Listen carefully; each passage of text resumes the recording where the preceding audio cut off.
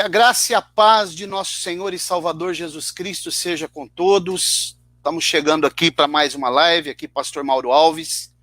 Assembleia que a graça e a paz de nosso Senhor e Salvador. Paz do Senhor, Pastor Fábio. Paz do Senhor, meu amigo. Tudo bem com o senhor? Espero que sim, né? Tudo bem por aí? Graças a Deus, tudo bem. Mais uma semana aí o Senhor nos sustentando, né? Maravilha. Quero saudar todos também com a graça e a paz de nosso Senhor e Salvador Jesus Cristo. Né? Aproveitar e já convidar os irmãos aí para irem compartilhando a live. Vamos hoje, em nome de Jesus, alcançar aí muitas e muitas pessoas aí, tá bom? Vamos lá, vamos trabalhar. Tem muita coisa para ser falado aí e eu tenho certeza que vai ser bênção para muitos aí. Maravilha. Então, eu quero pedir que você já faça uma oração, Pastor Fábio, para depois a gente já iniciar, discorrer sobre esse assunto, que eu acredito que tem muitas revelações para nós aqui hoje. Que maravilha. Vamos orar. Senhor Deus e Pai, eu quero louvá-lo, agradecê-lo, Senhor, mais uma vez pela oportunidade. Obrigado pela vida, pelo ar que respiramos. Obrigado pela salvação eterna por meio de Jesus Cristo, teu Filho. Senhor, que nesta noite o Senhor possa nos abençoar, usar as nossas vidas, Senhor, para transmitir e compartilhar a tua palavra. Senhor, sabemos que vivemos tempos em que a tua volta se aproxima, em que o arrebatamento da igreja se aproxima. É tempo, Senhor, de nos aprofundarmos mais e buscarmos mais a compreensão da tua palavra. Por isso eu peço a tua bênção, seja conosco. Abençoe as pessoas que estarão ouvindo, assistindo agora, vendo ao vivo, e aqueles que posteriormente também terão a oportunidade de ver. Pai, que esta aula seja uma bênção e que muitas pessoas sejam alcançadas para a honra e glória do nome de Jesus, teu Filho. Amém. Graças a Deus. Maravilha, Pastor Fábio. Então, mais uma oportunidade nessa aula 6 agora, que nós vamos iniciar aqui hoje. E essa aula, Pastor Fábio, nós propusemos no nosso coração de falar sobre as taças, que é o desfecho final da ira de Deus, né? Que seria as últimas pragas ou flagelos, que traz um ápice, né, da ira de Deus, porque os selos, nós já explicamos aqui que é a ira do leão, que é Jesus, o Filho, e as taças é a ira, a consumação da ira de Deus, né, do ancião de dias, que é o Pai. E nós vamos precisar entender algumas coisas aqui, Pastor Fábio, como eu te disse hoje durante o dia. Para a gente entender as taças, nós vamos ter que fazer um paralelo com a criação. Perfeito. Porque o livro do Gênesis, ele tem um contraste e tem um paralelo com o livro do Apocalipse. O livro do Gênesis é o livro que Deus começa com a criação e depois ele começa com vida, e o último capítulo do livro do Gênesis, e o último versículo, que é o capítulo 50, ele termina com morte. Entendi, pastor. Lá você vai ler o último versículo do capítulo 50 do Gênesis, está escrito assim: e José morreu e colocaram ele num caixão no Egito e o embalsamaram. Quer dizer, ele começa com vida e termina com morte. O livro do Apocalipse, ele traz uma série de juízos e depois, no final, ele termina com a vida eterna. Restabelecimento de Deus para todas as coisas. E Deus traz tudo o que o homem destruiu, Deus traz de volta ao estado original. Ok? Glória a Deus. Então, o que nós vamos fazer agora? Nós vamos ler o capítulo 15 do livro do Apocalipse, mas nós vamos trabalhar hoje dentro do livro do Gênesis, para a gente entender, porque eu quero usar uma metáfora aqui agora, e Pastor, é muito irmão, importante. Sim. Eu estou tentando abrir o compartilhamento aqui para a igreja aqui da página em São Joaquim. Eu não estou conseguindo, eu estou apanhando aqui, rapaz. É só você entrar na página Assembleia de Deus. Eu estou sem a ajuda da Regiane agora, porque aqui é a página. Eu estou acostumado em perfil, eu estou apanhando um pouco aqui. Assembleia de Deus, Ministério Apologético, você vai ver já aí você compartilha onde você quiser, pega o link, né? Ele vai abrir o link aí, você pode compartilhar onde você quiser. Cola o link e compartilha em outra página. Ai, como é que eu apanho dessas coisas? Ainda eu tô ruim nisso, meu Deus. É que eu vou mandar Eu vou mandar aí para você, então, na página da igreja. Peraí. Eu vou ter que chamar a Regiane. Tem como mandar? Vou mandar agora, peraí. Porque senão os irmãos estão esperando aqui e não... Não, só um minuto. Vamos lá. Só para todo mundo pegar o que o senhor está falando aí, né? Eu já mandei, inclusive eu até já mandei lá para a irmã Isabel, para o seu pai. Acabei de mandar o link aí, ó, Assembleia de Deus, para a irmã Isabel. Mandei para o pastor João. Deixa eu ver aqui, peraí, só um minuto aí, um minutinho. Já deve ter entrado aí na...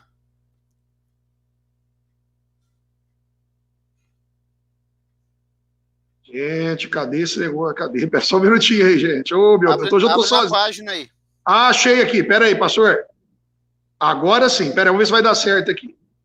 Agora deu certo, peraí.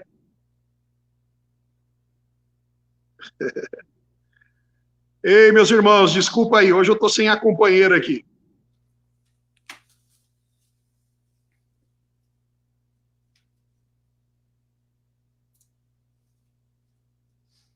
Já tem vários irmãos que estão entrando aí, a irmã Joyce, a paz do Senhor, o irmão Danilo Lima, Aline Moreira Soares, Roberto Braga, Enio, irmão Enio, irmã Andréia.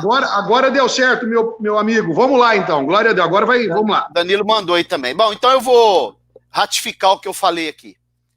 Faz isso. A Bíblia, pastor Fábio, a Bíblia ela é um livro sui generis. A Bíblia não é um livro comum, um livro de filosofia, né? A Bíblia não é um livro de ciência, embora ela tenha conceitos filosóficos e científicos nela. E a Bíblia ela está interligada. Houve uma mente mestre que trabalhou para que a Bíblia chegasse em nossas mãos. E nós temos alguns abismos de dificuldade para entender a Escritura. Primeiro, um abismo cultural, né? Cultural e geográfico, que a Bíblia foi escrita dentro de um contexto oriental, não ocidental, né? Então, nós aqui do Ocidente, a nossa mente ela é formatada dentro de uma ideia grega, ok? Então, nós herdamos muita coisa dos gregos. Até a língua que nós falamos, ela é proveniente do latim, que é uma língua morta, e do grego, que é uma língua que está ativa ainda. Então, para entender as taças, eu vou usar aqui uma metáfora de uma construção, ok?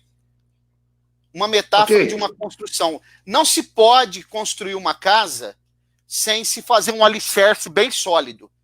Então, se você pegar aí vários estudos de escatologia, livros, revelações, estudos que tem na internet, você vai ver que, quando eles falam das taças, eles vão falar só o impacto, né, que as taças vão trazer. Só o resultado que as taças... Mas por que essas taças vão ser derramadas? Por que elas precisam ser derramadas? E aonde está o fundamento dessas taças? Então, nós vamos ler o capítulo 15 de Apocalipse, mas nós vamos trabalhar mais no livro do Gênesis hoje, porque, como eu estava falando no começo, talvez muitos irmãos não ouviram, o livro do Gênesis ele tem um paralelo e tem um contraste com o Apocalipse ao mesmo tempo, simultaneamente. Porque o livro do Gênesis ele começa falando de vida e termina falando de morte. Perfeito. Começa falando da criação, e no último capítulo, que é o capítulo 50 e último versículo, a Bíblia diz, e morreu José e foi colocado num caixão no Egito. Ok? O livro do Apocalipse, ele traz uma série de juízos, mas no final ele traz a vida eterna e o restabelecimento de tudo aquilo que o homem degradou. Deus restabelece tudo e traz de volta ao estado original. Ok? Entendido. Eu acredito que aqui já é uma plataforma para a gente poder seguir e entender bem. Então vamos ler o capítulo 15 do livro do Apocalipse, alguns versículos. Eu vou até colocar aqui para os irmãos acompanharem aí. Eu vou usar aqui a revista e atualizada. Ok. Então vamos lá.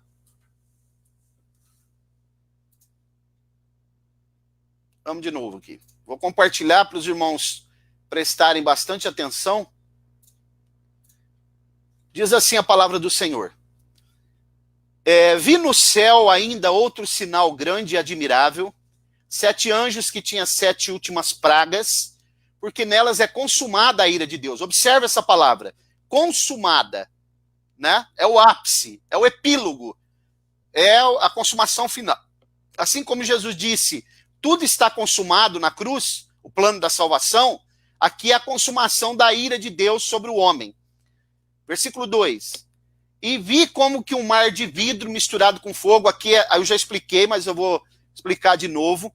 Aqui é o piso da sala do trono de Deus. Sim, você comentou sobre isso. A Bíblia chama de mar de cristal ou mar de vidro, porque é o único lugar que fogo e água trabalham junto em harmonia. A água não apaga o fogo. E isso é confirmado pelo capítulo 7 também do livro do profeta Daniel, né? Então, observem que as leis que nós conhecemos, as leis da natureza, lei da física, elas não estão, o céu, a dimensão celestial, não está restrita nem subjugada a essas leis, né? Então, vamos lá.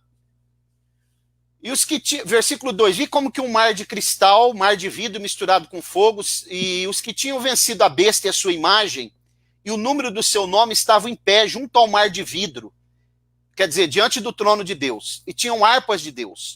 Observe essa palavra harpas.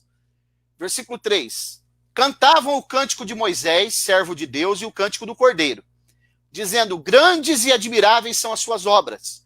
Ó Senhor Deus Todo-Poderoso, justos e verdadeiros são os teus caminhos, ó Rei dos séculos. Quem não temerá, verso 4, ao Senhor, e não glorificará o teu nome? Pois só tu és santo. Por isso todas as nações virão e se prostrarão diante de ti, porque os teus juízos são manifestos. Depois disto olhei, verso 5, depois disto olhei e abriu-se o santuário do tabernáculo do testemunho no céu. Isso aqui é muito importante porque o santuário do tabernáculo não é o tabernáculo. Santuário do tabernáculo, é a diferença. Isso aqui é a nova Jerusalém, abrindo dentro do céu. É a cidade santa, que é quadrangular. Por isso que o Santíssimo era quadrangular, porque é um tipo da cidade Perfeito, glória a Deus. Abriu-se o santuário do tabernáculo no céu, do testemunho do céu. Verso 6. E saíram do santuário 7 anjos. Por que do santuário? Porque é da onde saem as diretrizes. Que tinham as 7 pragas, vestidos de linho puro, que é a justiça dos santos, né? Resplandecente, cingidos à altura do peito com cintos de ouro. Esse cinto de ouro, à altura do peito, ele está relacionado com aquela couraça da justiça, que Paulo fala em Efésios 6, que é o peitoral que o sacerdote usava, né? Verso 7. Um dos 4 seres viventes deu aos 7 anjos as 7 taças de ouro, cheias da ira de Deus, que vive pelo século dos séculos. E o santuário se encheu de fumaça pela glória de Deus e pelo seu poder. Ninguém podia entrar no santuário enquanto não se consumasse as 7 pragas dos 7 anjos. Observe isso aqui, pastor Fábio. Ninguém podia entrar no santuário. Por que não podia entrar? Porque o que acontecia no dia do Yom Kippur, lá no tabernáculo de Moisés, que era o dia da expiação, o sacerdote não podia entrar lá dentro enquanto ele ia entrar lá tateando. Ok? Ele tinha que olhar para o pé e olhar para o dedão, assim, para o polegar. Ele olhava para o pé e para o polegar. Enquanto ele estivesse vendo o polegar e o pé, ele não entrava lá dentro. Só quando estava totalmente tomado, que ele não se via mais, porque quem vai fazer as coisas para o reino de Deus tem que sumir, né? Ele que tem que aparecer. Então, ele entrava lá e ele ia tateando até ele achar o propiciatório. É mais ou menos aqui o que está acontecendo aqui para a gente ter uma ideia. Agora, observe isso daqui. Uma coisa muito interessante. As taças foi dada. As taças foram entregues para os anjos. Mas você observou que antes dessas taças serem lançadas, derramadas, você está observando que teve um culto aqui? Um culto? Um grande culto aqui, ó. A partir do versículo 2, eu vi como que um mar de vidro misturado com fogo, né? Os que tinham vencido a besta, esses foram mortos. e a sua imagem e o número do seu nome. Estavam em pé junto ao mar de vidro e tinham harpas de Deus. Eles vieram da grande tribulação, eles venceram a besta. Glória Aqui a Deus. a igreja já está no céu também, na Nova Perfeito. Jerusalém. Agora, olha o verso 3. Eles têm harpas, né? Quem tem harpas? Só aqueles que vieram, que venceram o número da besta. Cantavam o cântico de Moisés, servo de Deus, e o cântico do Cordeiro. Agora, que cânticos são esses? São aqueles cânticos que estão na Bíblia, registrados na palavra. Sim. O cântico de Moisés está registrado no capítulo 15 do livro do Êxodo. 15 dias. Perfeito. E o cântico do Cordeiro é o que está no Salmo 112. Esses cânticos Perfeito. vão ser cantados por ele. Aqui vai haver um grande culto antes que todos os anjos ali, antes que se manifeste o final, o ápice da ira de Deus sobre a humanidade. Porque as trombetas, elas eram na metade da tribulação. E os selos. A taça é no finalzinho da grande tribulação. Já quase na batalha do Armagedon. Ok? Ótimo. Glória a Deus. Bem. Ok, entendido. Entendido até aqui. Se os irmãos estão entendendo, vão comentando aí, vão dando um ok aí, vão fazendo perguntas. Mas eu quero partir aqui agora, pastor Fábio, para a gente entender o que tem a ver as taças. Porque quando a gente vai para o capítulo 16, né? Observa o versículo 1. Ouvi, vinda do santuário, uma grande voz. Agora a ordem vai vir do santuário, ó. Que dizia, da onde vem a diretriz? Aos 7 anjos. Ide, derramai sobre a terra 7 taças da ira de Deus. Mas por que essas taças têm que ser derramadas? Aí nós precisamos entender agora, fazer o alicerce da casa, para poder entender, e nós precisamos ir lá para o livro do Gênesis, capítulo 1. Quer dizer, para dar continuidade nas taças, nós temos que entender isso primeiro. Nós só vamos entender essas taças sendo derramadas, entendendo a criação agora, ou pelo menos uma síntese do que aconteceu na criação. Então vamos lá. Capítulo 1 do Gênesis, né? Que eu quero dar algumas explicações. Talvez nós nem vamos entrar nas taças hoje. Talvez não vai dar tempo. Talvez vai precisar 2 aulas para isso. Então, olha o capítulo 1, versículo 1, que é muito conhecido, né? No princípio criou Deus os céus e a terra. Você sabe que a palavra céus aqui é a palavra Shammai? Não. Shammai é o seguinte, é fogo e água. Shammai, chama.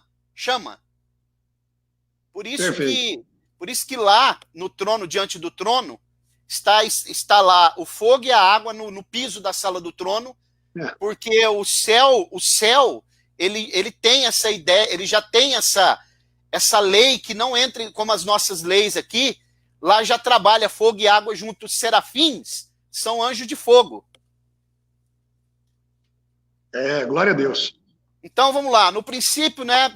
Bereshit Elohim bara, que é aqui a palavra bara, criou, é criar de uma matéria, de nada, não existe matéria-prima. Bereshit Elohim bara, né? Aí vem a palavra céu, Shammai, que é fogo e água. Então, porque você sabe, pastor Fábio, que a palavra abracadabra que os mágicos usam, ele vem de uma palavra aramaica que tem essa raiz aqui, bara. Aí fala avram kadravram, que é abracadabra, é trazer um coelho da onde não tem. Por isso que você ouve a frase assim, vamos tirar um coelho da cartola, porque não tem coelho na cartola. Tirar do nada. Do nada, é o que Deus fez aqui. Aí a palavra aramaica é abracadabra, né? Abram, kabarham, que é mais ou menos isso daí. Então observe aqui, no princípio criou Deus os céus e a terra. A terra era sem forma e vazia, e havia trevas. A palavra aqui é tohu vavohu, a palavra do hebraico aqui, tohu vavohu, que significa havia trevas, a terra estava sem forma e vazia. Estava sem forma e vazia. Ok? Ok. E havia trevas sobre, quer dizer, aqui, na verdade, o que aconteceu aqui, que vai acontecer a partir do versículo, entre o versículo 1 e 2 e o 3, é um gap, uma lacuna muito grande de milhões de anos, que na verdade são eras. não são anos, são eras. Porque você sabe que eras tem uma conotação muito mais abrangente, né? Sim. Então pode colocar eras aí. Então vamos lá. A terra estava sem forma e vazia, e sobre a face do abismo, mas o Espírito de Deus pairava sobre a face das águas. Isso aqui é o que eu quero parar aqui para dar uma explicação, e é preciso que os irmãos tenham bastante paciência, né? Porque essa questão aqui, o Espírito pairando sobre a face das águas, o pastor Fábio, você sabia que a palavra aqui, ela traz a ideia de uma galinha chocando ovos? Eu sabia disso, já tinha ouvido. Pois é. O que significa isso, então? Por exemplo, porque são eras aqui, o versículo 1 e 2, para entrar no versículo 3, passaram-se eras e eras. Então, quando os arqueólogos acham um osso lá, um fóssil de dinossauro, eles vão fazer um teste com carbono 14, né? E eles vão falar lá 200 milhões de anos. Eles estão certos, mas quando eles acham o osso, a forma daquele osso, ela não tem mais do que 6 mil anos. Mas a matéria-prima tem milhões de anos. Ah, tá. Entendeu isso aí? Entendi, peguei, entendi. É isso que os cientistas não entendem, porque eles são incrédulos, eles não vão olhar para a Bíblia para poder entender isso. A matéria-prima do osso tem milhões e milhões de anos, porque passou por todas essas eras. Né? Essa terra aqui que está submersa, aqui, na verdade, ela virou um todo com o céu. A abóboda celeste encontrou aqui, ficou tudo submerso. E no fundo dos oceanos foram formando as jazidas de petróleo, que é combustível fóssil. Né? E então, quando ele acha um osso, e ele diz assim, milhões de anos, ele está certo, mas é a matéria-prima. O osso, o formato do osso, não tem mais que 6 mil anos. Aí sim, concordo. Okay. Muito bom. Muito bem. Agora, observe. Verso 3. Agora aqui a Bíblia está dando um salto cronológico de eras e eras. Verso 3. Pastor Mauro, o que tem a ver isso com taça? Segura aí, que vocês vão entender. E disse luz, e disse Deus, haja luz, e houve luz. Só para a gente entender isso aqui melhor, vamos voltar um pouquinho no versículo 2. Eu até pensei hoje, pastor Fábio, de fazer uns slides, mas acabou não dando tempo, para mostrar para a pessoa memorizar melhor, né? Observe, quando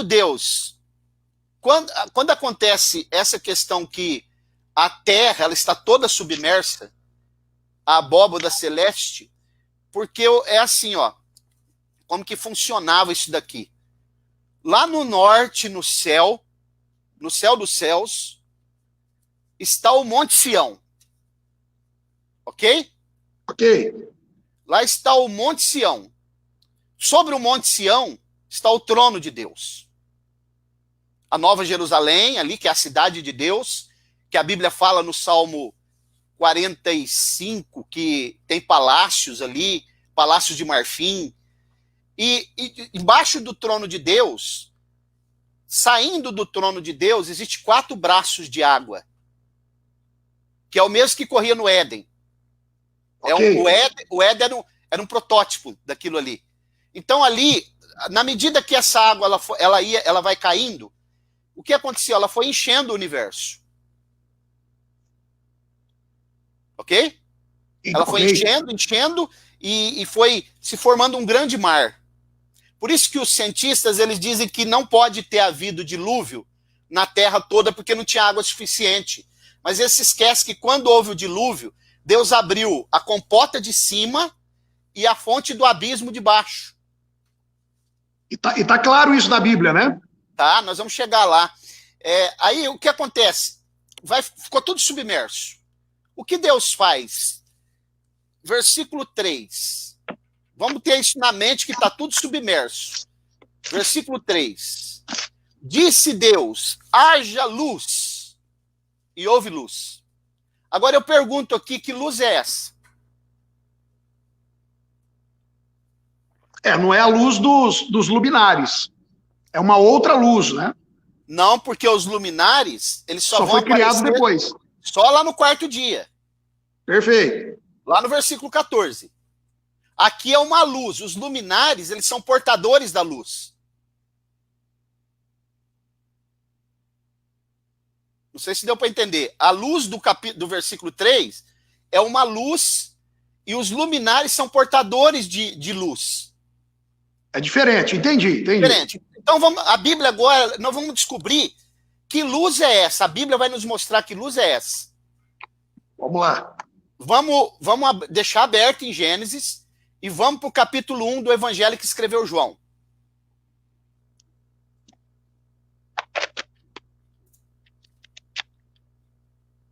Ei, como é bom a palavra de Deus. Muito bom isso, né? Vamos lá. Maravilha. Um abraço a todos os irmãos que estão participando. Ó, já estamos com quase 40 pessoas online aí. Quem quiser enviar pergunta depois, né, pastor? Maravilha, pode ir enviando perguntas. Ó, capítulo 1, versículo 1.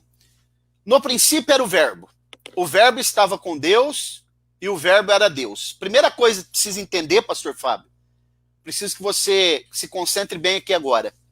No princípio era o Verbo estava com Deus e o Verbo era Deus, que é a palavra verbo, que é a palavra logos do grego, né? Esse princípio aqui, do versículo 1, preste bem atenção nisso, não é o princípio de Gênesis 1:1. É antes. É antes. Esse princípio está ligado com Provérbios 8. Antes que Jeová formasse os cosmos, eu estava com ele. Eu era o seu aluno. Isso aqui entra numa doutrina que chama pericorese. Talvez no futuro nós vamos tratar dela aqui. Ok? Tá bom. Muito bem. Agora, olha o versículo 2. Ele estava no princípio com Deus. Todas as coisas foram feitas por intermédio dele, sem ele nada do que se fez foi feito. O versículo 2 é uma equação de Gênesis 1:1. Agora, esse princípio do versículo 2 é o Gênesis 1:1. Perfeito, entendido. Entendiu? O do versículo 1 aqui não, é antes. Entendi. Agora, o versículo 2 se liga com Gênesis 1:1. Versículo Perfeito. 3. Todas as coisas foram feitas por intermédio dele, e sem ele, desculpa, nada do que foi feito se fez. Agora, olha o versículo 4. Nele estava a vida. A vida, Gênesis, início, começo, e a vida era a luz dos homens. A luz resplandece nas trevas, e as trevas não prevalecem contra ela. Agora, observem. Olha o que a Bíblia vai dizer no versículo 15.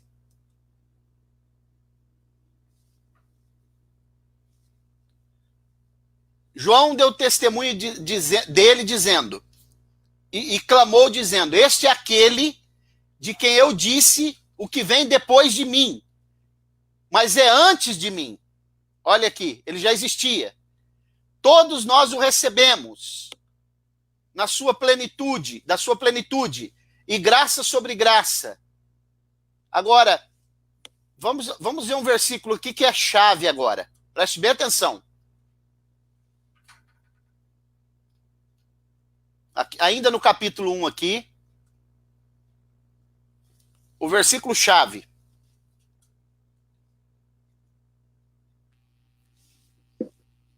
Pode ir comentando aí, pastor Fábio, enquanto eu acho esse versículo aqui. Pastor Mauro, é sensacional. Eu estou aqui, hoje nós estamos todos, né? Eu e muitos irmãos aqui como alunos, absorvendo todas essas informações aí. Essa questão aqui da palavra princípio, no versículo 1, que faz relação, né, com a eternidade da eternidade, lá no começo de todas as coisas. E essa questão no versículo 2 da palavra princípio já se referir então ao princípio no Gênesis. Muito bom. E essa luz aqui é a luz de Cristo, né, pastor Mauro? A luz é o próprio Cristo. É o próprio Cristo, né? É o próprio Cristo.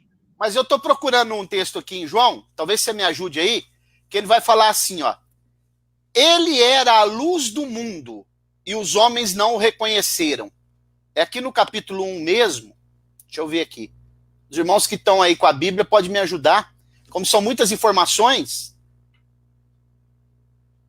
O versículo 10, ó. O versículo 9, ó. Versículo 8.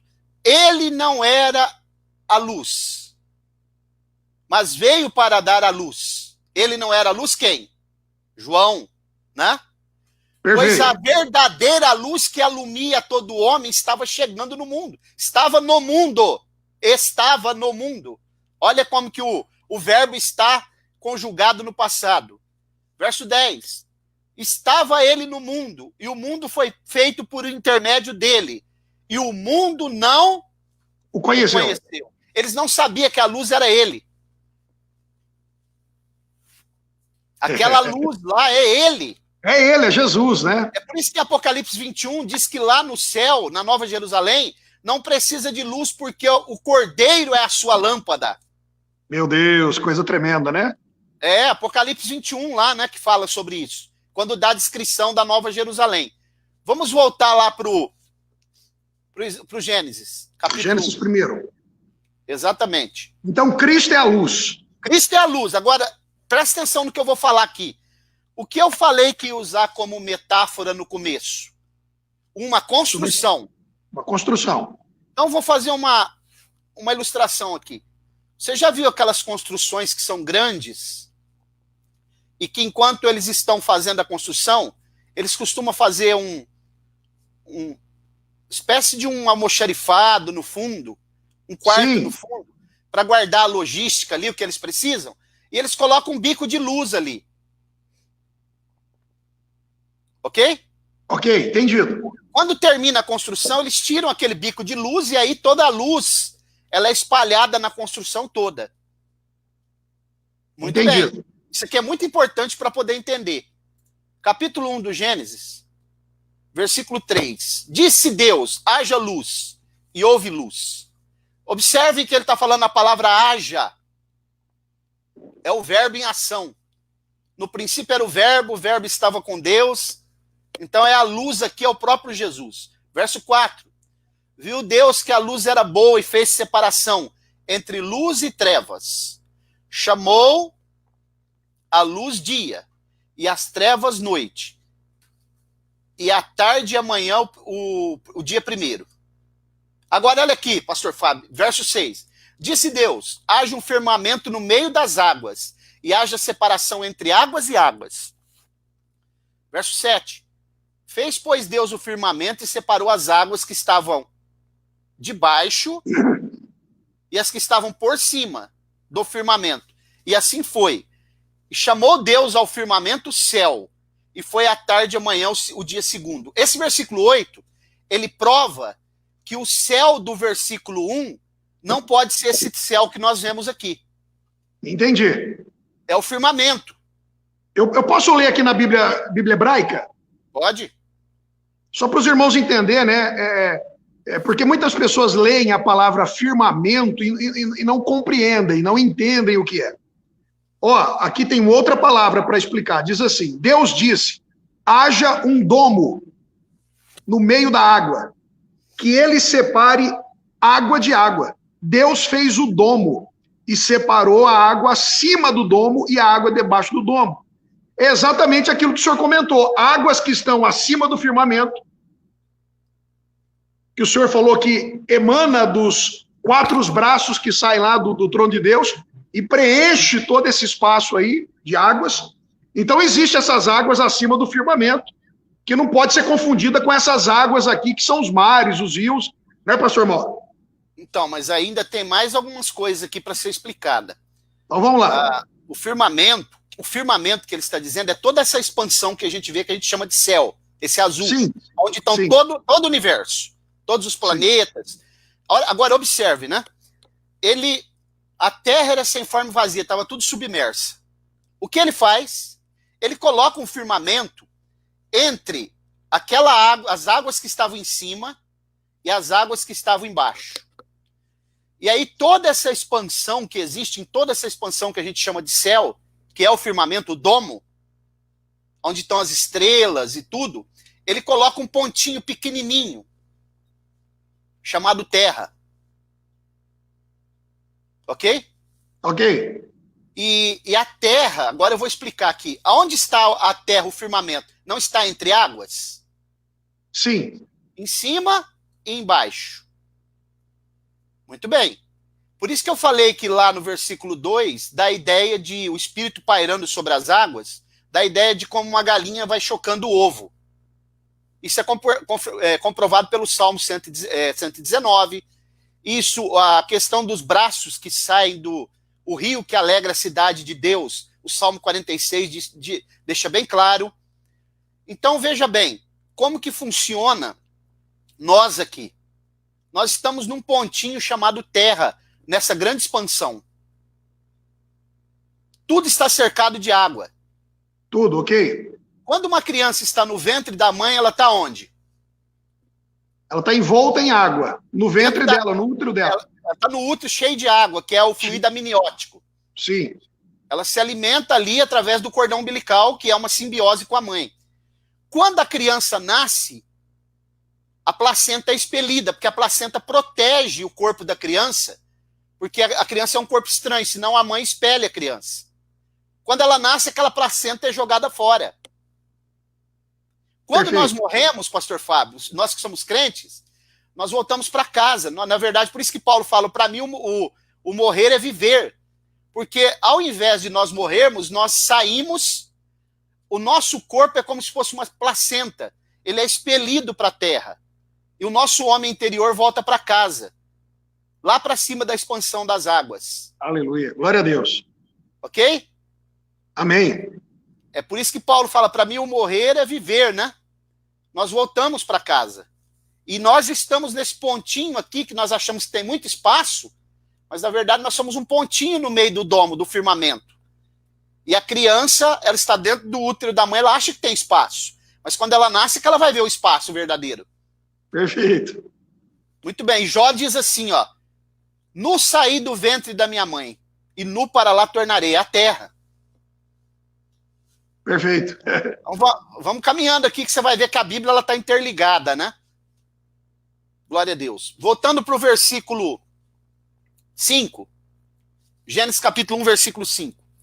E Deus chamou a luz trevas, dia, e as trevas chamou noite. E foi a tarde e a manhã do primeiro dia. Verso 6. Disse Deus, haja um firmamento, que é exatamente esse firmamento que nós acabamos de explicar, a expansão, né? Pastor e Mauro, sim. E esse domo, esse firmamento, ele é sólido, como nós temos ouvido muito hoje, ultimamente? Ele é tão sólido que os homens não entendem como que aconteceu o dilúvio. Como que encheu tudo aqui. Quando houve o dilúvio, Deus abriu a comporta do domo. Então vinha água de cima e brotava da fonte do abismo, de baixo. Ele é muito sólido, esse domo. Porque lá em Jó fala que é como bronze fundido. É, muito sólido. O firmamento. Ele compara bronze fundido, quer dizer, muito sólido. Ele é tão sólido que as estrelas estão fixadas nele como você pegar ímãs de geladeira e colar na geladeira, como uma cortina. Muito bom, okay? Sensacional, muito bom. Verso 7. Deus fez o firmamento, separou as águas que estavam debaixo do firmamento, das que estavam por cima do firmamento, e assim foi. Chamou Deus ao firmamento céu. Então não pode ser aquele céu lá, aquele céu do capítulo 1, do versículo 1, é o mundo espiritual que ele está fazendo. Aquilo ali é o mundo espiritual. Quando a Bíblia diz que pela fé nós entendemos que pela palavra os mundos foram criados, é o mundo físico e o mundo espiritual. Hebreus fala isso. Perfeito. Ok? Muito bem. Versículo 8. Deus chamou o firmamento céu, e foi à tarde e amanhã o segundo dia. Verso 9. Disse Deus, ajunte-se num só lugar águas que estão debaixo do céu e apareça o elemento seco. Aqui ele vai fazer a terra agora. A terra estava submersa. Ele vai separar aquela terra que estava submersa como uma criança que fica dentro do útero. Ele tira das águas agora. Agora ele vai tirar das águas. Glória a Deus, muito bom. Isso aqui não é para qualquer cabeça não, viu? Isso aqui é para verdadeiramente quem ama a palavra de Deus mesmo. Meu Deus, glória a Deus. Os irmãos deveriam estar dando glória aí, glorificando a Deus, porque isso aqui é revelação profunda para nós. Verso 10, Deus chamou o elemento seco terra. Por isso que ele acha o osso, pastor Fábio, e ele diz milhões de anos. É porque a matéria-prima tem milhões mesmo, estava submersa. Estava submersa. Entretanto, o formato do osso tem não tem 7.000 anos ainda. 7.000, perfeito, perfeito. Verso 10, e ao ajuntamento das águas mares, e viu Deus que isso era bom. Verso 11, disse Deus, produza relva. Agora, vamos lá vamos dar uma olhada para o verso 14. Agora aqui, pastor Fábio, ele vai tirar o bico de luz e ele vai iluminar toda a casa agora, o que eu falei da construção. 14. Disse Deus, haja luminares no firmamento do céu, para fazerem separação entre dia e noite. Sejam eles para sinais e para estações, e para os dias e anos. Aqui agora, lá no versículo 3, tinha luz. Aqui tem os portadores da luz. Glória a Deus, muito bom. O sol para governar sobre o dia, e a noite para governar sobre... E a lua para governar sobre a noite. Você sabia que quando você vai olhar o trabalho de Deus, o Pai, ele trabalha à noite e o Filho trabalha de dia? Ó. Estou falando das pessoas, né? Não estou falando do Deus. Aham. Deus é um só. Estou falando que o Pai, por isso que ele falou assim, convém que eu faça as obras de meu Pai enquanto é dia. A noite vem, quando ninguém poderá trabalhar, porque meu Pai trabalha até agora. O Pai trabalha à noite, dissipando as trevas. E Jesus ele vem e traz, por isso que ele é resplandecente, estrela da manhã, porque o trabalho dele é durante o dia. Glória a Deus, muito bom. Muito bem. Agora, se observa aqui, a palavra de Deus, diz o Salmo 119, ela é lâmpada e luz para os pés e para o caminho. Porque os luminares aqui, eles estão trazendo a luz. Eles são portadores daquela luz do versículo 3. Porque se você tiver uma lâmpada, mas ela não tiver luz, ela não serve. Se não tiver energia, ela não funciona. Aí agora eu vou entrar num campo aqui muito interessante. A lâmpada é só portadora, perfeito. A palavra poder no Novo Testamento é a palavra dínamo, dunamis, dínamo, que é um gerador de energia. Quando a gente acende a luz aqui, ó, apaguei e acendi. A gente pensa que essa luz aqui chega fácil aqui, né? Só que essa luz, ela primeiro, lá na hidrelétrica, acontece com a força da água, as turbinas são acionadas. Aí tem as redes de transmissão. A energia vai passando, mas ela sai da hidrelétrica numa potencialidade muito alta. Se ela chegar naquela potencialidade aqui, pastor Fábio, na nossa casa, ela explode a nossa casa. Ela vem pelas correntes de transmissão. Quando ela chegar aqui na rua de casa, no poste tem um transformador. Para quê? Okay. Para transformar em 220 ou 110 e chegar aqui. Aí você liga os seus aparelhos, nós ligamos a luz e assim por diante. Olha o que acontece. Por isso que eu estou mostrando isso daqui, né? A luz, ela é muito forte, mas ela vem, né? Ela sai lá do céu, ela vem numa quantidade esplêndida, nós não podemos nem dimensionar a energia que sai de Deus. Aí ela passa pelo Espírito Santo, ela vem, né? A força motriz da igreja é o Espírito Santo.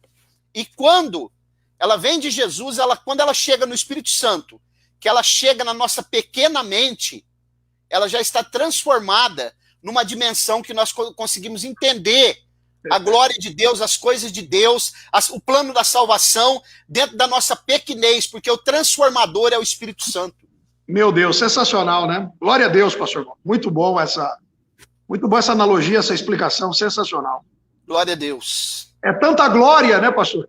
Que para chegar em nós tem que chegar numa condição que a gente, dentro da nossa limitação, a gente consiga assimilar e compreender, né? Agora imagina o que está preparado para nós lá na eternidade, pastor. Meu Deus. Nós não sabemos nada, por isso que o nosso corpo físico, a carne e o sangue não vai herdar o reino de Deus, porque nós não temos condição de ver nada. Você vê que quando Deus passou entre a penha, Moisés só viu de lado, o rosto dele brilhou tanto que ele teve que colocar um véu, porque senão as pessoas não conseguiam olhar para ele. Meu Deus, isso é tremendo, é tremendo. Glória a Deus. Então aqui, perceba, os luminares, todos os luminares aqui, agora o céu, e uma coisa muito interessante, pastor Fábio, aqui que eu quero fazer uma aplicação, no versículo 14, é que diz assim, e disse Deus, haja luminares no firmamento do céu, para fazerem separação entre o dia e a noite, e sejam eles para sinais e para estações. Né? Muito bem. E aí ele diz assim, ó, verso 15, sirvam de luminares no firmamento para iluminar a terra, e assim foi. 16, Deus fez 2 grandes luminares, o luminar maior para governar o dia, o luminar menor para governar a noite, fez também as estrelas. E Deus os pôs no firmamento do céu para iluminar a terra, para governar o dia e a noite, para fazer separação entre a luz e as trevas. E viu Deus que isso era bom. Fazer separação entre a luz e as trevas é bom para Deus. Pode falar. Não, o comentário que eu quero pontuar aqui, eu gostaria de ouvir o senhor, é que o sol e a lua estão dentro do domo.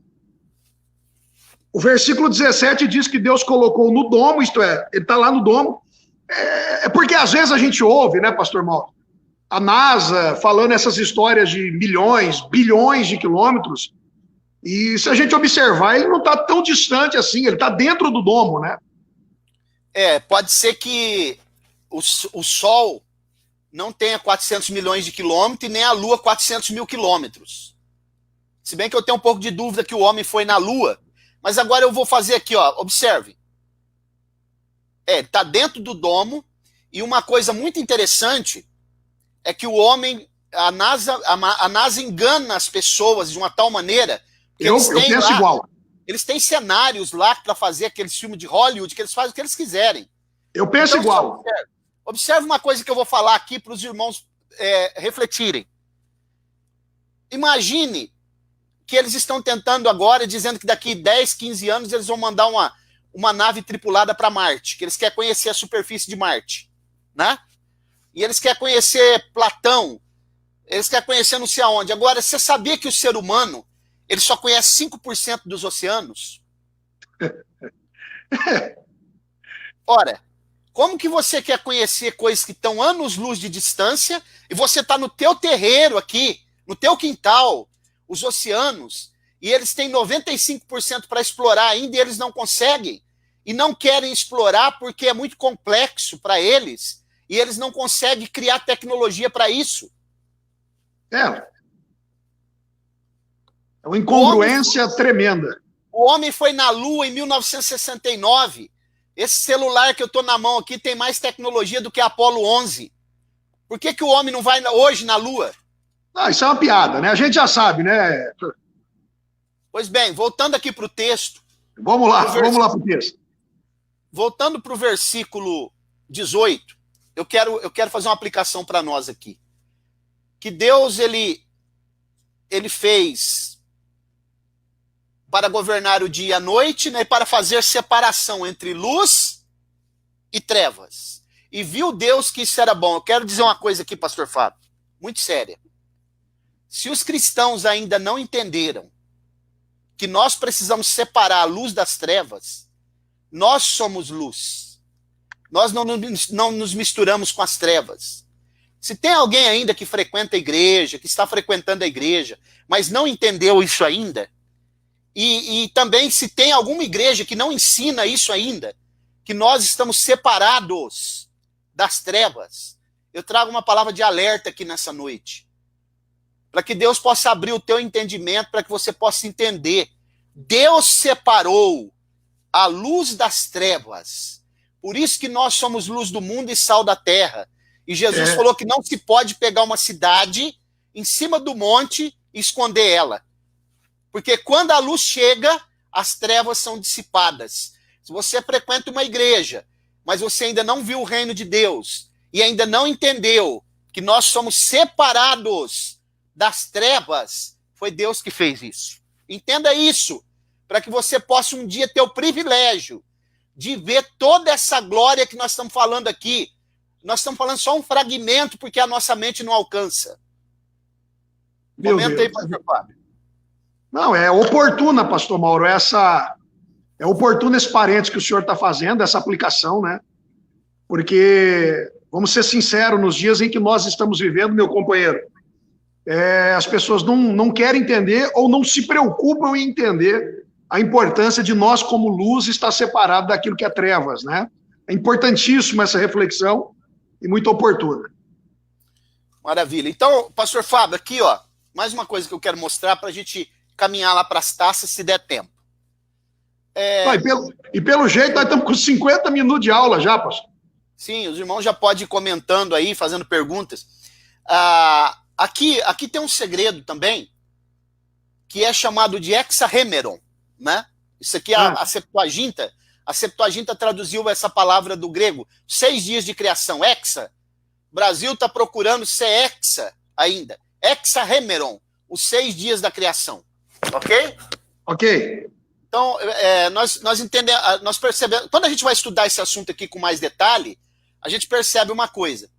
Deus, no primeiro dia, no 5º dia de criação, ele terminou o que ele começou no primeiro. No 6º dia, no 4º dia, melhor dizendo, ele termina o que ele começou no primeiro. Tá bom. No 5º dia, ele termina o que ele começou no segundo. E no 6º dia, ele termina o que ele começou no 3º dia. E no 7º dia, ele descansa.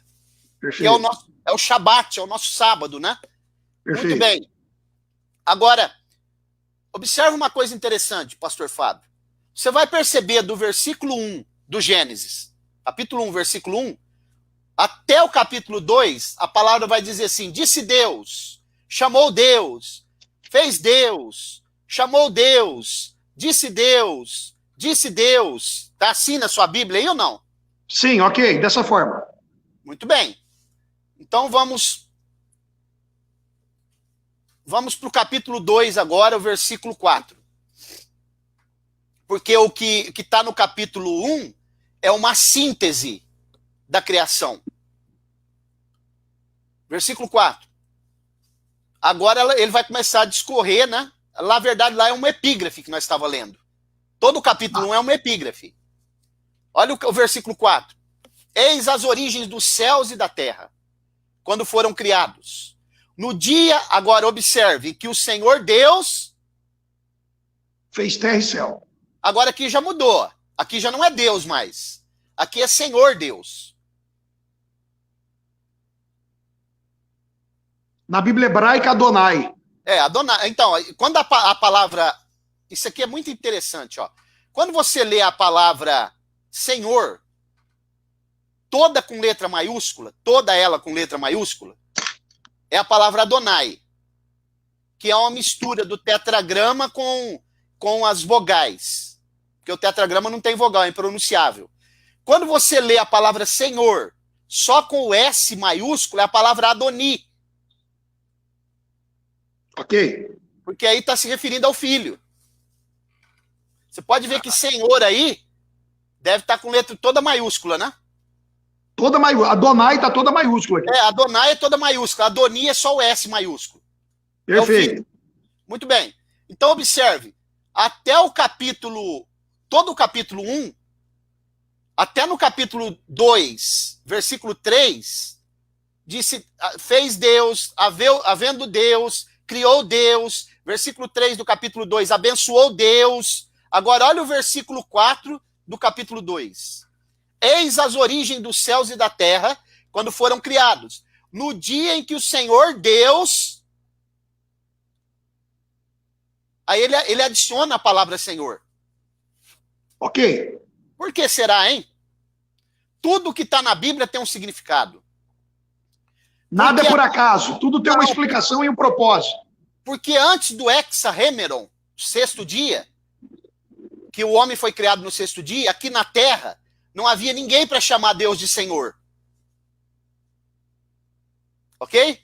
A partir de agora, já tem alguém que chama ele de Senhor, Adão. Então a Bíblia começa a tratar Senhor Deus. Você pode ver a partir do versículo 4, abençoou o Senhor Deus. Versículo 4, eis as origens dos céus. Versículo 5, não havia nenhuma planta no campo ainda, porque o Senhor Deus não tinha feito chover. Versículo 7. Formou o Senhor Deus o homem do pó da terra. Perfeito. Ok? É porque Eu agora observei várias vezes aqui. É porque agora Adão já chama ele de Senhor. Até Ó, então, versículo 7, versículo 8, versículo 15, versículo 16, versículo 18, e assim vai se estendendo. Exatamente. Maravilha. Tudo bem, agora eu pergunto. O que tem a ver isso com as taças? É isso que eu quero ouvir do senhor. Voltemos para Apocalipse. Capítulo 15.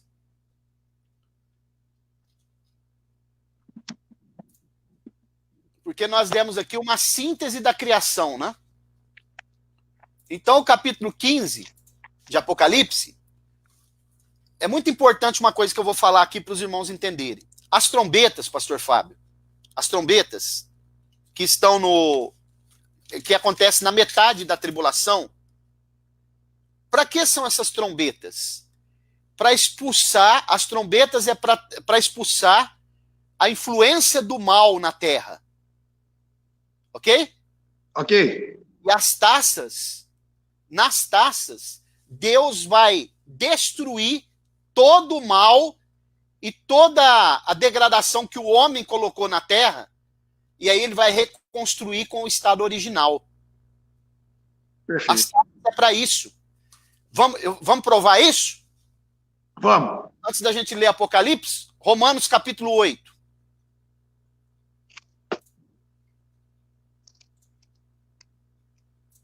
Como eu falei que a terra estava dentro da água, como uma criança dentro do vento. Muito bem. Olha o versículo, Romanos capítulo 8, versículo 22. Vou ler a partir do 20. Portanto, a criação ficou sujeita à vaidade, não por sua vontade, mas por causa daquele que a sujeitou, pecado. Na esperança de que também a própria criação há de ser liberta do cativeiro da corrupção, para a liberdade da glória dos filhos de Deus. Porque sabemos que toda a criação, conjuntamente geme, está com dores de parto até agora. E não só ela, mas também nós, os que temos as primícias do Espírito, também gememos em nós mesmos, aguardando a adoção, a saber, do nosso corpo. Percebeu por quê? Começou a entender agora por que Deus precisará derramar as taças para que a terra possa dar à luz novamente e possa voltar ao estado original. Porque ela está com dor de parto. Tremendo, hein, pastor Mauro? Voltemos para Apocalipse capítulo 15. Meu Deus, cada coisa, né? Glória a Deus. Glória a Deus, é verdade, glória a Deus. Capítulo 16.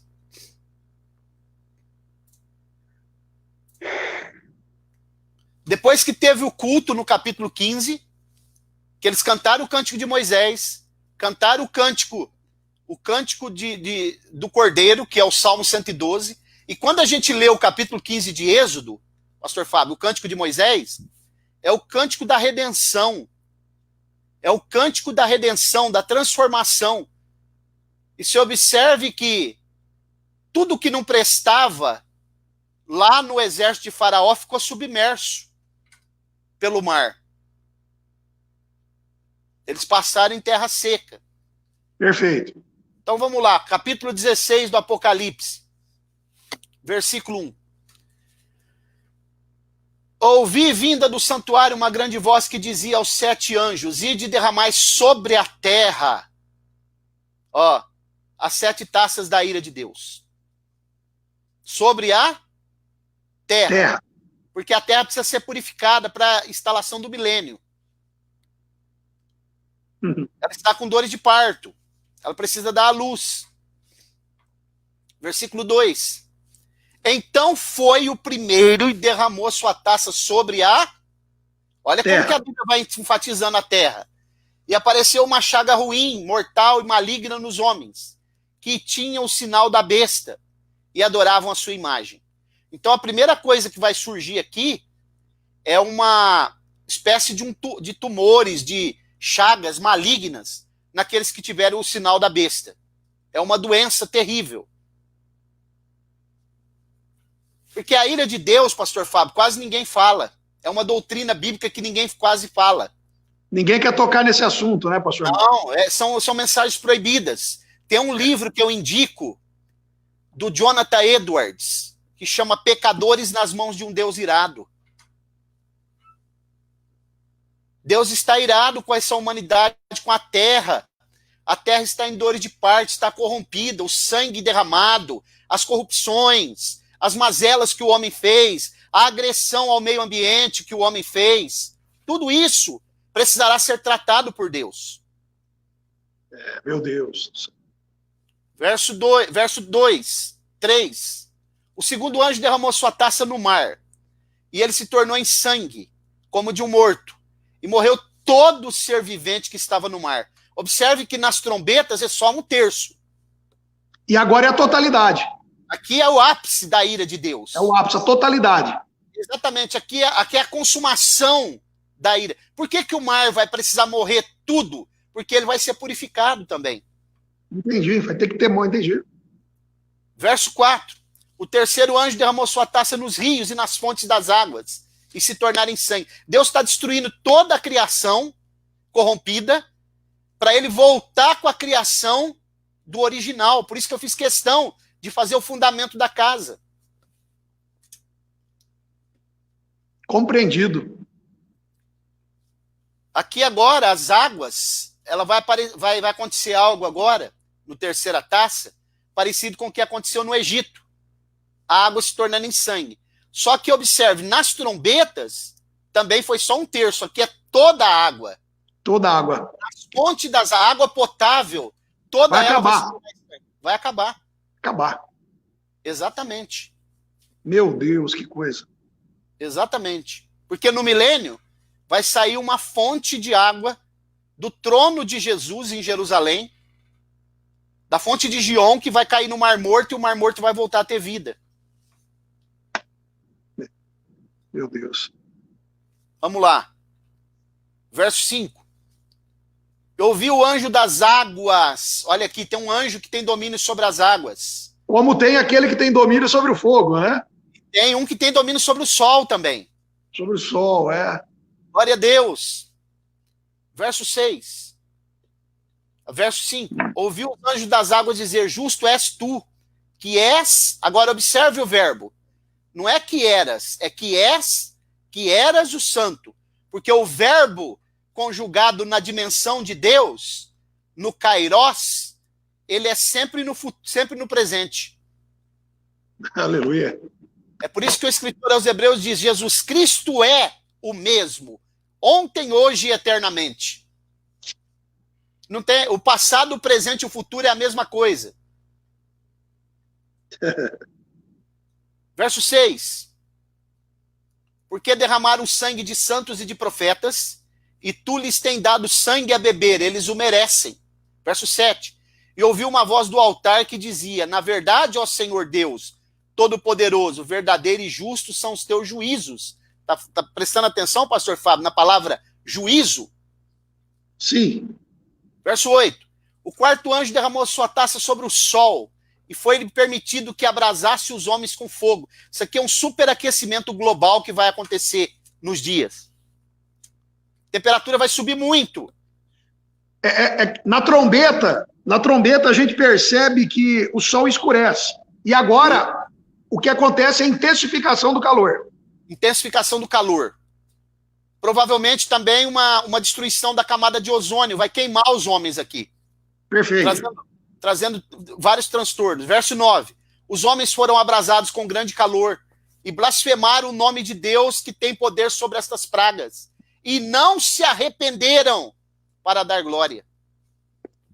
Aqui vai ficar provado que a índole do ser humano é ruim mesmo. Porque eles não vão se arrepender. Mas deixa eu lhe fazer uma pergunta. Hoje eu estava lendo sobre isso e veio uma pergunta. Porque a gente vai ver aqui no versículo 9, né, essa observação de que, apesar de tudo que estava acontecendo, eles não se arrependeram.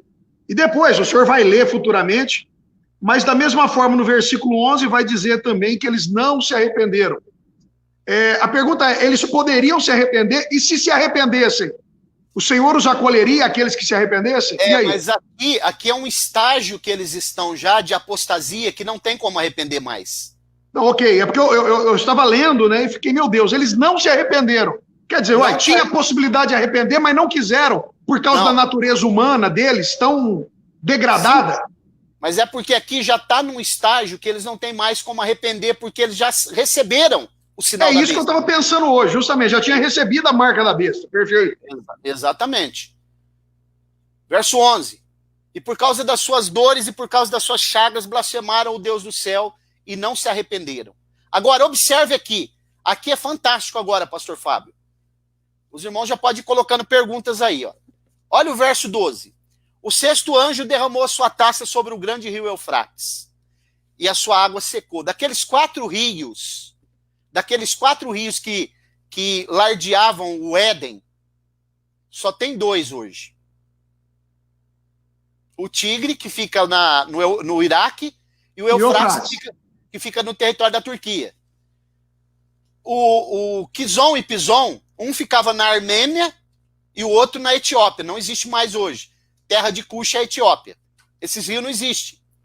Agora, você observou que esse anjo, essa região do rio Eufrates ali, que é a região da Turquia, vai passar por uma grande seca e o rio Eufrates vai secar? Sim. Agora, por que ele vai secar? Tem um propósito. Para que se preparasse o caminho dos reis que vêm do Oriente. São as tropas militares. Sim, mas da onde vêm esses reis? Da Rússia, dessa região ali, do Oriente. Ali. Não. Eles vêm da China, do Japão e das Coreias. Porque, eu não sei se você já parou para pensar, eu vou dar um texto aqui. Você sabia que essas nações elas vão se converter na grande tribulação e elas estarão a favor de Israel na batalha do Armagedon? Não, sabia não. Pois é, muita gente pensa que essas nações do Oriente, elas estão indo para se aderir ao anticristo.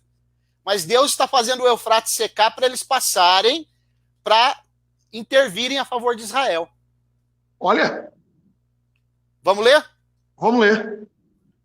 Vamos lá, Daniel, capítulo 7. Aliás, capítulo 11.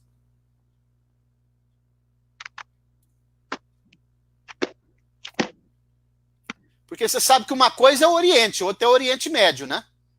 Sim, tem a diferença. Ok. Aqueles astrônomos, os magos que foram levar presentes para Jesus, eles saíram do Oriente, da China, do Japão, e eles demoraram 2 anos para chegar lá onde Jesus estava, no Oriente Médio. Ok? Tanto é que quando eles chegam lá, Jesus já estava na casa e não na manjedoura. Já estava com aproximadamente 2 anos de idade, justamente. É por isso que Herodes manda matar crianças de 2 anos para baixo. Para baixo, justamente. Ok? Capítulo 11 de Daniel. Olha o que a Bíblia vai dizer a partir do versículo 40.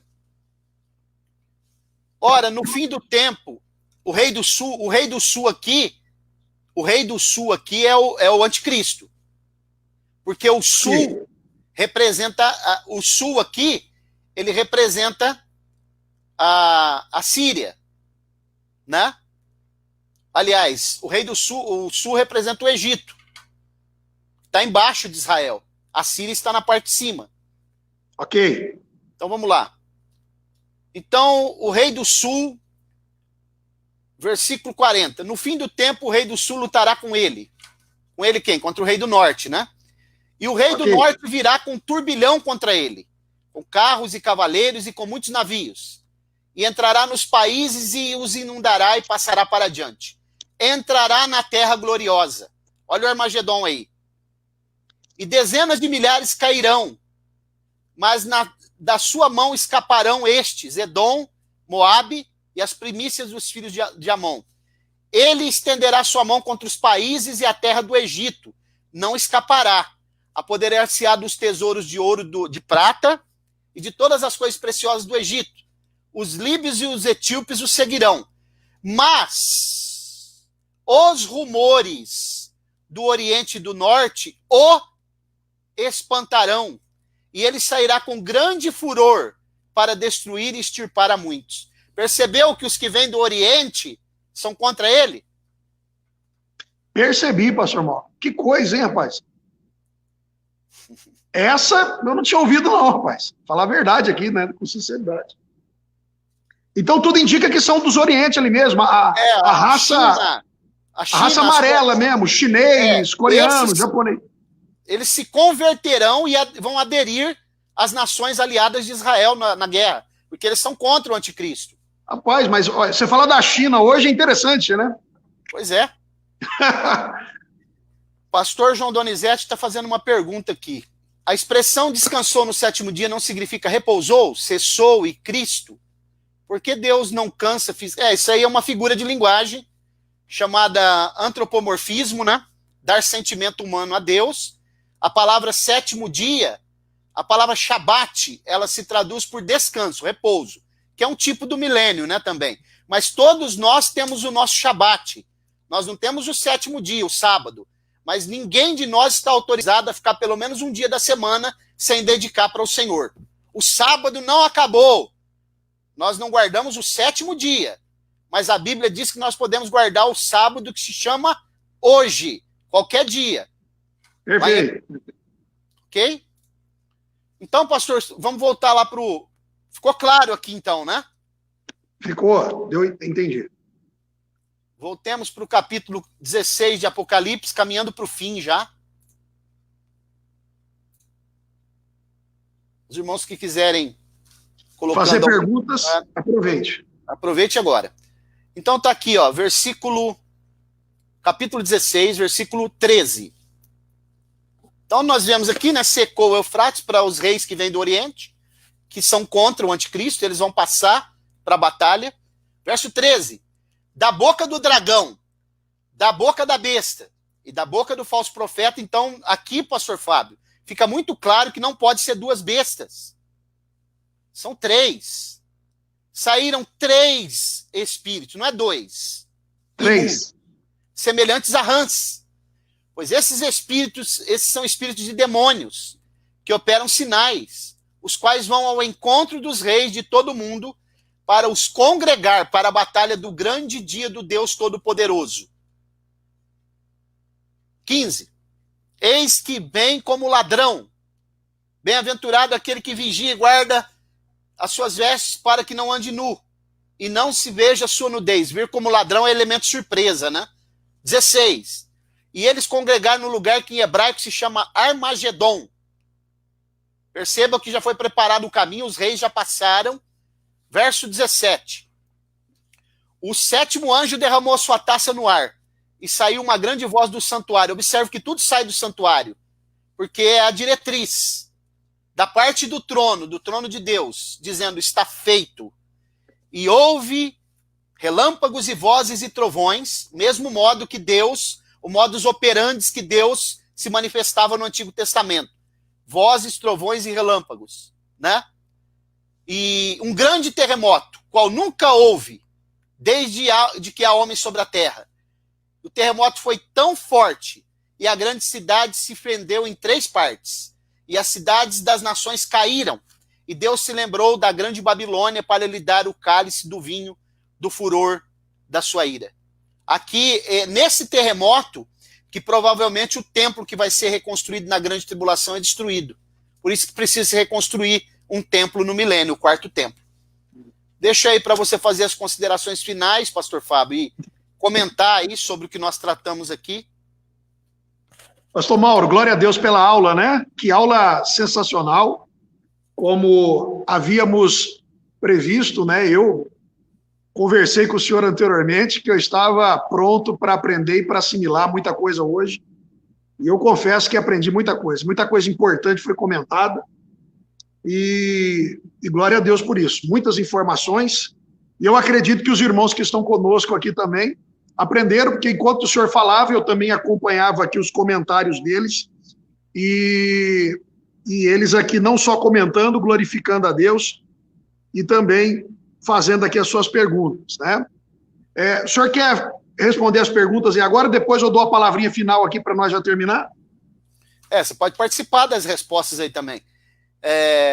Então, eu não entendi do Maurício Santos aqui, eu não entendi a pergunta dele. Então, mas isto que o pastor Fábio falou são os que ficaram na grande tribulação, na tribulação. Eu acho que ele está se referindo àquela questão que eu fiz uma participação lá, uma parte, quando eu falei do arrependimento.